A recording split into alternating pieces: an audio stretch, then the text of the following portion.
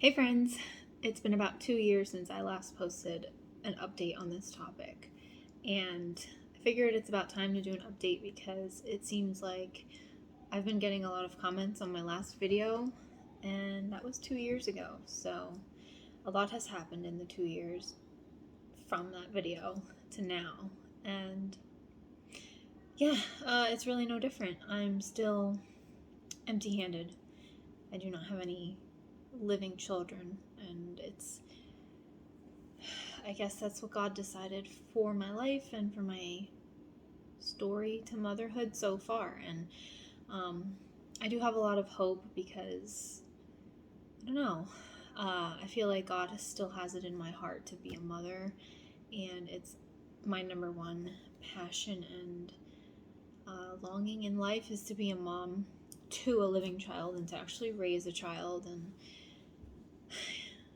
do those things with my husband. And it's one of his biggest dreams as well, to be a father. So I do feel that God has that in the plans for us. However, it's just not our time yet, and that's okay.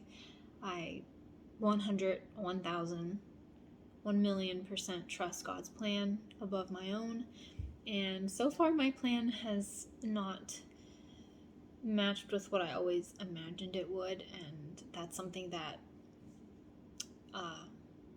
as a Christian I've just learned that, and biblically you can make your own plans, but the Lord decides your steps. I fully believe that He has a plan and He's taking care of me and my husband, and that in the right and perfect timing we will have a child. So back in my previous video about my recurrent miscarriages, I believe I had lost 3 at that point, and from October of 2020 when I posted that to now June of 2022, I had lost 4 more, total 7 pregnancies. Man, when you say it like that, it really just reminds you. So 7 of our children are with the Lord, and that's all 7 times I've been pregnant. All 7 have gone to heaven. So in 2021, I had gotten pregnant 3 times. So, what was it? May of 2020, I believe, was my very last pregnancy loss before I filmed my last video. And then, so that was October of 2020 when I posted that video. And then the next year, February of 2021, I fell pregnant again, and again, lost it right away between 4 and 5 weeks. And then, so that was February, March, April, or maybe that was March, I forget. It was February, March, and then April, May, I got pregnant again, and again lost it between 4 and 5 weeks. Now at this time, so it was right before my 5th pregnancy, the one that I lost in May of 2021, I was in the process of switching doctors, and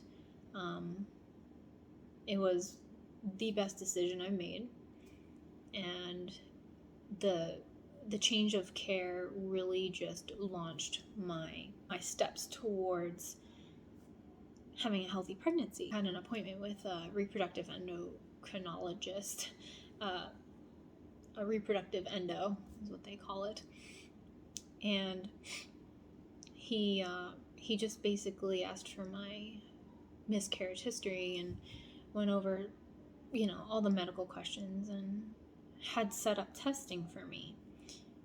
But that wasn't for about a month or 2 out, and we were fine with that. But me and my husband, we don't,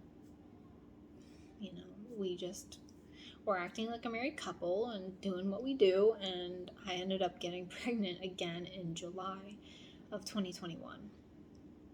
So right before I got pregnant in July, that cycle, I had already seen my new doctor.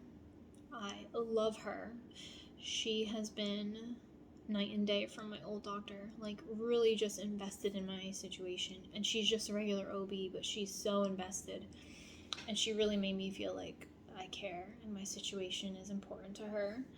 And so when I was telling her about what I've been going through, she felt that I possibly had a luteal phase deficiency, which is when my progesterone, so when you're ovulating and you get pregnant, your progesterone rises, and then if you get pregnant, it continues to rise, and if you don't get pregnant, it's supposed to drop. Well, what she felt was happening to me was that I was getting pregnant, but my body wasn't holding that progesterone. It was actually dropping it instead of rising. And this is actually what I talked about in my last update, is that they were planning to do progesterone for me, but they told me to do it when I got a positive pregnancy test. But my new doctor said, no, you're supposed to be taking the progesterone after ovulation. You continue to take it, and then if you get pregnant, you obviously stay on it. But if you don't get pregnant and you get your period, then you get off the progesterone, have your cycle, and then restart again. So you track your ovulation and yada, yada, yada. So that's what I did. She prescribed me vaginal suppositories, and I've been tracking my ovulation. Obviously, it worked because I got pregnant 5 times this far. So I knew when I ovulated, and I knew when to start taking the progesterone, and that's what I did. And then I ended up getting a positive test, and told my doctor, and she told me to stay on the progesterone. I forget if I was doing baby aspirin. I really don't remember. I don't think I was. I don't think I continued the baby aspirin. Obviously continue your prenatals and all that stuff. So I had to take a vaginal progesterone twice a day, one in the morning and one at night. It worked. I ended up having my very first appointment at 5 weeks and 5 days, and this was just a dating ultrasound not a dating ultrasound, but this was just an ultrasound to confirm the pregnancy, to see the fetal pole and the yolk sac and all that good stuff. And it was a 45-minute appointment, and I really don't know why, but they were really in depth, like looking at everything, and they were also training someone, so I guess I was the perfect candidate to just lay there and have someone train on me. But they saw the fetal pole and the yolk sac. Everything looked great, and he was scanning from one side to the other, and while moving slowly, they caught the baby and the heartbeat. And my husband and I, to this point, had never heard a heartbeat or seen one. And at 5 weeks, 5 days, we got to see the little heartbeat. And so we just both started crying. Like, how could you not? That was our very first time. And it was such a good sign to us that at that early, being on the progesterone and like all the changes that we gone through with care and all of that we were seeing a heartbeat. And it was just the most beautiful thing ever. And I told the ultrasound tech and the person training our situation, and so she completely understood, and she actually saved that clip and put it on a disk drive, like a flash drive for us, and I thought that was so sweet. So that was all great news. The ultrasound went so well, but my next one wasn't until I believe closer to 12 weeks, and I thought, man, that's a long time to wait, especially in my situation. And at this point, I was not seeing a specialist, and that appointment I had with that reproductive endo, I canceled because I fell pregnant after that. So, and it was working out, so I felt, okay, there's no need to really go see him right now. So just my regular OB was taking care of me, and I didn't have an appointment for a while. So my friend she discovered when she was pregnant a small business that the woman comes to your house. She's an ultrasound tech, and she gives you an in-home ultrasound. It's like a sneak peek type thing. We had her come at 8 weeks, and it was right behind me in my living room. And I was so nervous because, okay, I know this is going to be long-winded, but at this point, the day before this in-home ultrasound, I was at the beach for the weekend, and I noticed that my lower abdomen was feeling tight. and like it would tighten and then it would release, and I was concerned about it all weekend, but everyone that I was talking to said that that is normal, that at 8 weeks a lot of growth is happening, and I've never gotten to 8 weeks ever. So they said a lot of growth is happening, your uterus is stretching, your ligaments are stretching, and the growth can be rapid, so your body is adjusting, and that's what the pains are coming from. And as long as there's no blood along with it, usually it's okay. And I didn't have any blood, no blood at all. So I was very nervous all weekend and very anxious for my appointment that Monday. And when she came in and she did the ultrasound, the baby was measuring a week ahead, healthy heartbeat, was wiggling around, and again, me and my husband were just in tears, and my mom and my sister were with us to record the whole thing, and it was just such an intimate, beautiful ultrasound, like, that we got to have for our baby, and we never ever got to have that, so that was beautiful. She sent me a bunch of clips. If I have another one, I'll insert it right now. And we were just on a high, so the baby looked great. Everything was great, so obviously we still did not tell anyone. We only tell my immediate family and my husband's immediate family when we're pregnant, just because, you know, it is what it is. That's how we do it now. And we like to have people praying for us, so that's why we tell our family and certain friends that we're pregnant and to just pray. We don't get too excited. It's just, it is what it is. So my 12-week ultrasound comes along, and this was I was having a 12-week anatomy scan, and this was like the really in-depth one where the lady looked at the brain, the spinal cord, and we got to see our baby's hands and feet.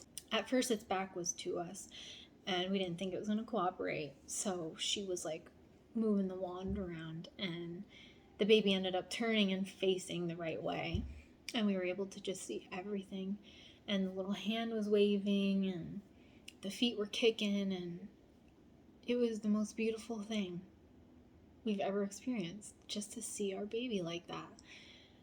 And I think it was more rewarding and like that fulfilling feeling because of all the loss we've experienced up to this point. You know, this baby was our 6th pregnancy, and the farthest along, and just the joys that we were able to experience were just swelled our heart so much. And so we were on a high again after that appointment. I was 12 weeks at that point, 2 weeks away from my second trimester, and so we were feeling very comfortable. Oh, and then at that appointment, we had the testing done for genetics on the baby to see if the baby is carrying any type of, you know, issue or whatever. So we had that done, and we also had the gender done. About a week later, we got those results, and the baby was perfectly healthy, nothing wrong, and didn't have spina bifida, didn't have like all those other things. And the gender was at the bottom, but we did not want to look. We wanted to have a gender reveal. So what we ended up doing was, so I was about 13 weeks at this point, and me and my husband decided to go get a photo shoot done for our announcement that we're pregnant, because we felt comfortable. I was nearing the end of the first trimester.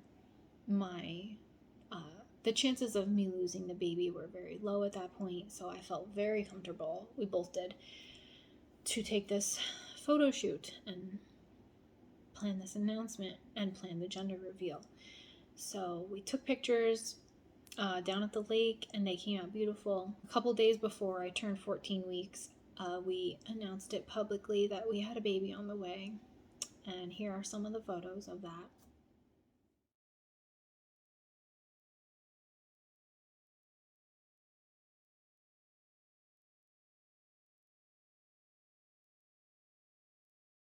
Obviously, the response was overwhelming.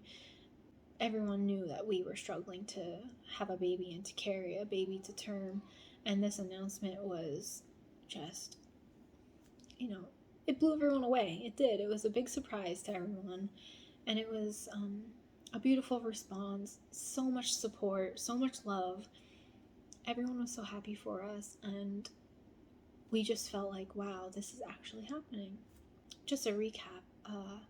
From 8 weeks to this point, at 14 weeks, I was still having that tightening feeling. And I had a friend who was pregnant at the same time as me. She was further along. And she said that she had the same thing. But right around the end of 15 weeks, they were happening very frequent and all day long, all night long.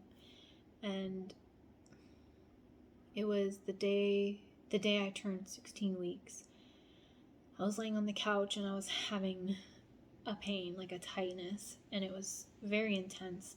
And my husband was laying there with me, and he said that one looked different. Like, it looked like I was in pain, and I was. I was just trying to write it off like, these are Braxton Hicks, whatever. Oh, and that same day, because I was so concerned with the tightening, my OB got me in. She did an ultrasound, a heartbeat. She listened to the heartbeat, and the heartbeat was fine. And then she even checked my cervix because she just wanted to make sure absolutely that it wasn't preterm labor happening. She looked at my cervix. It was tightly closed. It was long, which I guess means that you're not nearing, birth. I guess when you're near birth, it gets shorter. I don't really understand. So my cervix looked great. She didn't probe it or anything. She just looked.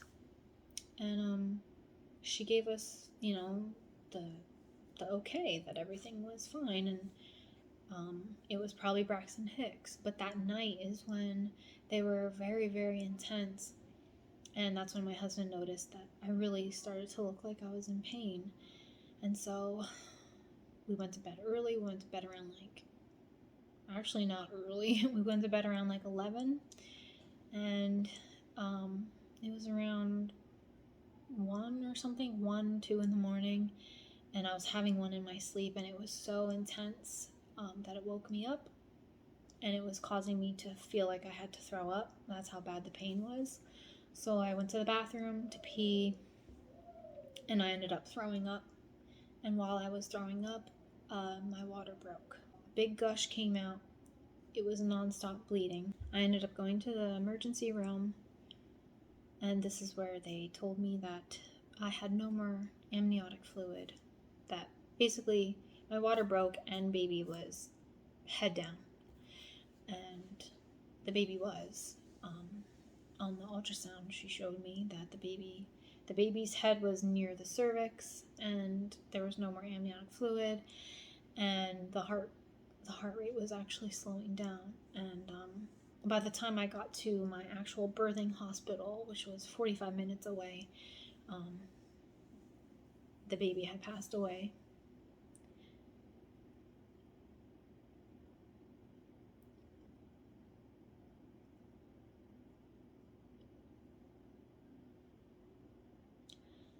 And we got there around 7 in the morning, and that's when they told us that the baby was gone and my body was going into labor.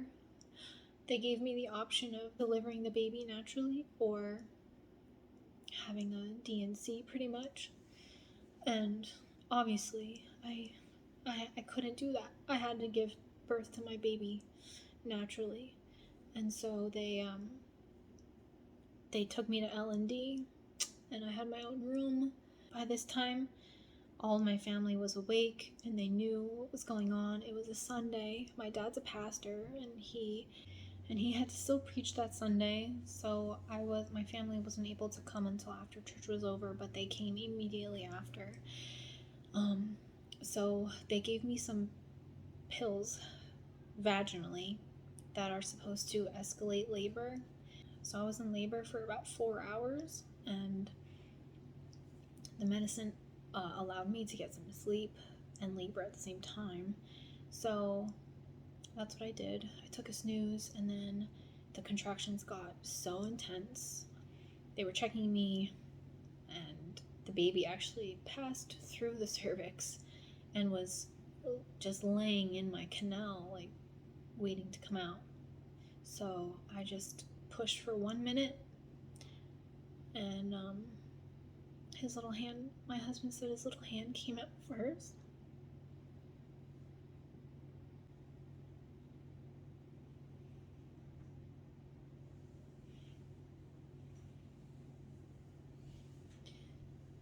It's like he came out, like ready to say hello.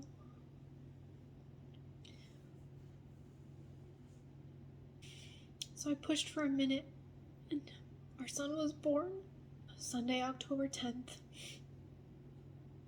at 3:39 p.m. He was 1/4 pound, and he was 7 inches long. He was basically the size of our hand, and perfect. There was nothing wrong with him. He came out with his placenta, and my placenta looked fine. So we had him tested again. At that point, they sent off a part of him and a part of my placenta to get tested, and we ended up not being able to get those results for some reason, but my OB assured us that because he was genetically tested prior at 12 weeks and was fine, that he was most likely fine. And my placenta was able to be tested and everything was fine. It mentioned premature rupture or rupture of membranes or something like that. It was a lot of medical terminology. Everyone was basically baffled because he was perfect, and like it was just something that shouldn't have happened. So we had him cremated, and I have him displayed right behind me in our living room. That was the hardest thing we've ever gone through, because up until this point we never had a pregnancy go past 6 weeks. We never saw a heartbeat, nothing like that, and just his pregnancy went so well, and we actually had hopes and dreams with this one. Like, we were able to buy an outfit or two. I bought 2 outfits. I bought him a little Steelers beanie because he was going to be born in March. He was born in October instead at 16 weeks and 1 day. He was stillborn, and now all of his stuff is just tucked away. Everything that we bought for him. I allowed myself to buy one thing for the nursery. That's all tucked away. Everything's just put away now, along with him, and all of his hospital stuff is put away. It's just such a sad ending to what was at one point filled with hope.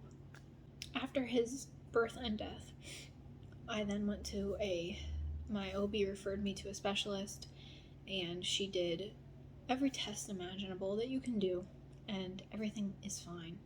I had a saline sonogram, I had a HSG,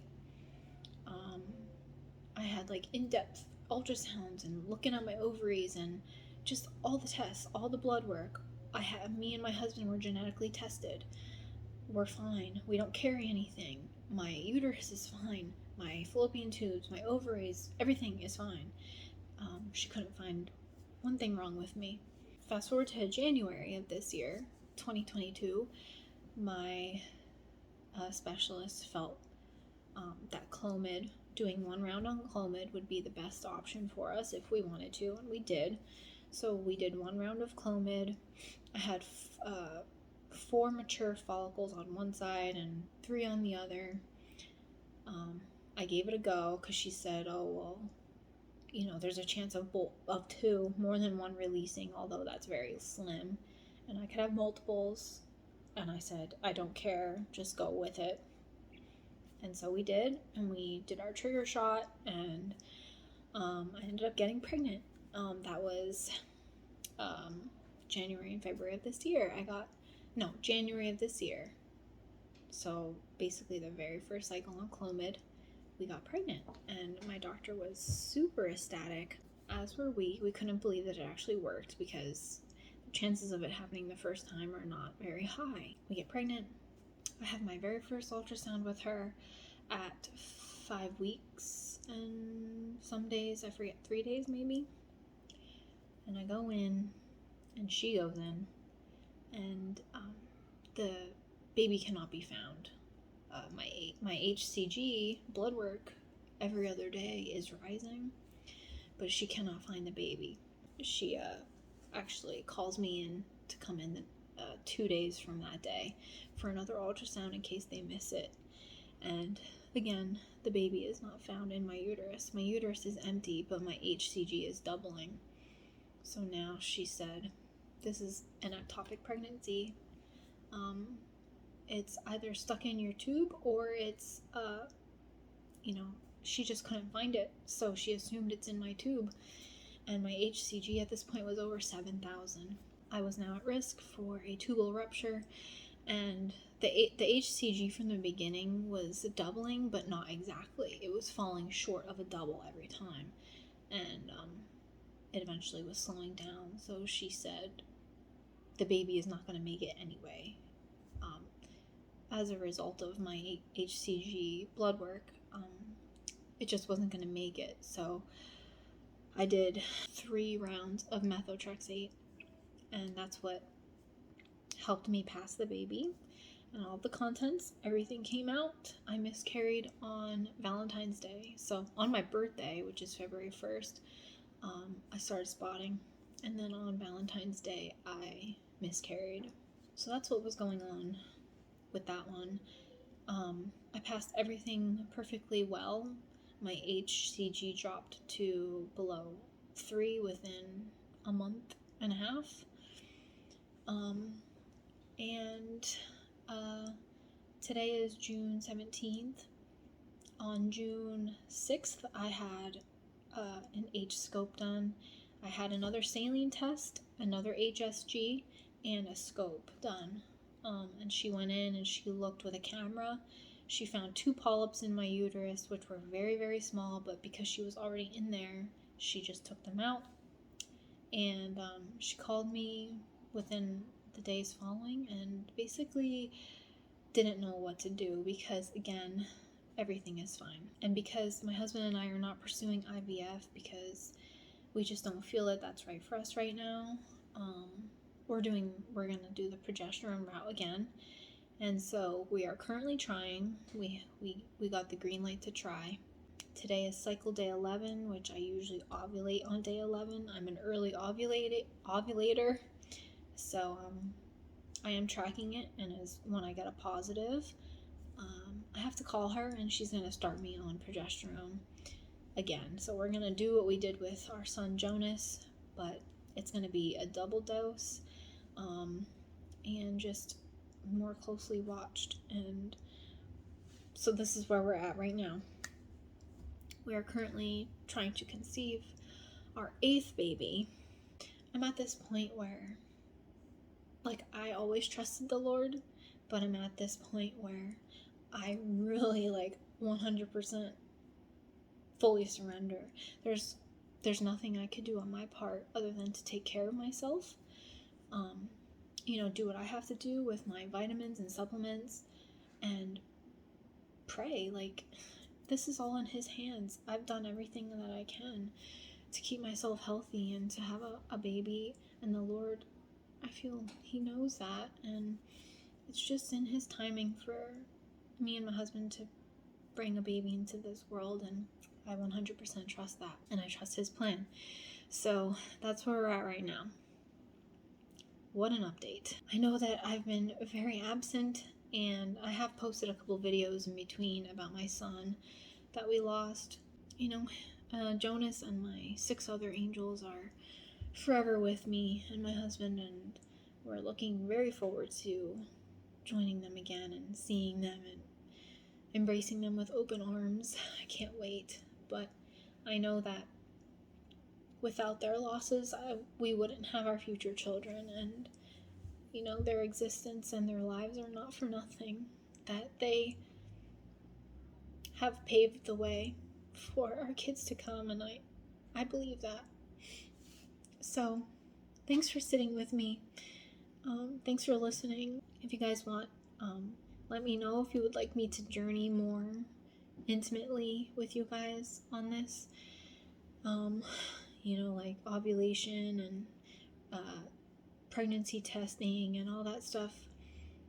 I know that this is a sensitive topic, but it's a topic that needs to be talked about because us women who are going through it and the men in our lives need support, and you need to know that you're not alone, as do I. So that's why I share this, and I will forever be open about my situation because I think that is just fruitful and helpful to other couples going through this. So if you're going through this, I'm with you. I'm holding your hand through it, and I hope you could feel the love from me, that you're not alone. I'm with you. You can message me anytime about any of the struggles, anything that you're going through, questions, and just if you need prayer, I'm here. Message me. I also am trying to document, I'm not very good at it, but I'm trying to document my journey on Instagram. I'll have my Instagram handle linked below. Keep me in your prayers, and I'll keep you in mind. And I hope that moving forward I have better updates to give. Okay. Thanks for listening. Love you guys. Bye-bye.